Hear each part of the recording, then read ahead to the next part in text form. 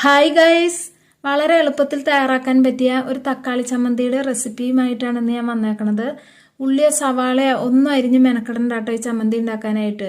ചോറ്, ദോശ, ഇഡ്ഡലി ഇവയുടെ കൂടെ ഒക്കെ കഴിക്കാൻ പറ്റിയ അടിപൊളി ടേസ്റ്റുള്ള ചമ്മന്തിയാണിത്. അപ്പോൾ ഇതെങ്ങനെയാണ് ഉണ്ടാക്കണമെന്ന് അറിയാൻ നമുക്ക് വീഡിയോയിലേക്ക് പോവാം. ഞാനിവിടെ നല്ല പഴുത്ത തക്കാളി 4 ചെറുതായി അരിഞ്ഞെടുത്തിട്ടുണ്ട്. 4 പച്ചമുളക് നടുകീറി എടുത്തിട്ടുണ്ട്. ഇനി ആദ്യം ചൂടായ ചീഞ്ചട്ടിയിലേക്ക് 2 ടേബിൾ സ്പൂൺ വെളിച്ചെണ്ണ ഒഴിച്ചു കൊടുത്ത ശേഷം അരിഞ്ഞു വെച്ചിരിക്കുന്ന തക്കാളിയും നീളത്തിൽ കീറിയ പച്ചമുളകും ഇട്ടൊന്ന് ഇളക്കി കൊടുക്കാം. ഇനി അതിലേക്ക് കുറച്ച് ഉപ്പും കൂടി ഇട്ട് കൊടുത്ത ശേഷം നന്നായി ഇളക്കി യോജിപ്പിച്ച് ലോ ഫ്ലെയിമിലിട്ട് മൂടി വെച്ച് നമുക്ക് 2 മിനിറ്റ് നേരം ഒന്ന് വേവിച്ചെടുക്കണം. ഇനി മൂടി തുറന്നൊന്ന് ഇളക്കി കൊടുക്കുക, അടി ചേർത്തൊന്ന് ഇളക്കുക. തക്കാളിയിൽ നിന്ന് വെള്ളമൊക്കെ വെന്ത് ഇറങ്ങി വരുന്നുണ്ട്.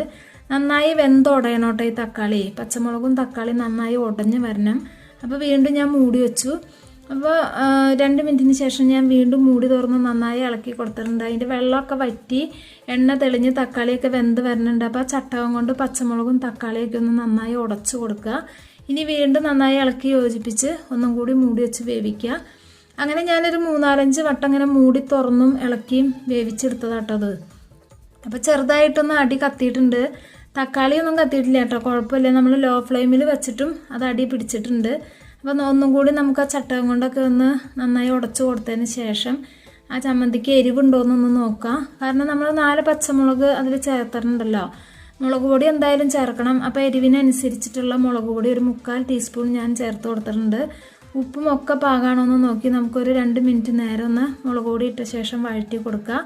അപ്പോൾ നമ്മുടെ ചമ്മന്തി ഇവിടെ റെഡി ആയിട്ടുണ്ട് കേട്ടോ, തക്കാളി ചമ്മന്തി. ഒരു കൂട്ടാനില്ലെങ്കിലും നമുക്ക് ഈ ചമ്മന്തി മാത്രം കൂട്ടിയിട്ട് വയറ് നിറയെ ചോറിനാട്ടോ, അത്ര ടേസ്റ്റാണ് ഈ ചമ്മന്തിക്ക്.